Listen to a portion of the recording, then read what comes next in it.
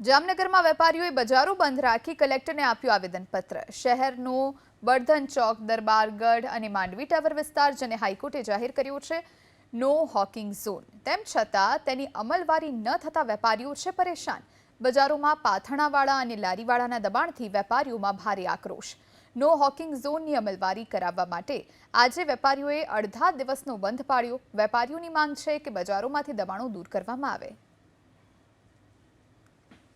નામદાર હાઈકોર્ટ તરફથી જે નો હોકિંગ ઝોનનો જે ચુકાદો આપેલો છે, આદેશ આપેલો છે અને નામદાર હાઈકોર્ટની ગરિમા જળવાય, એના આદેશનું માન જળવાય એ સબબ અમે આજે આવેદનપત્ર આપવા આવ્યા છીએ આજે કલેક્ટર સાહેબને।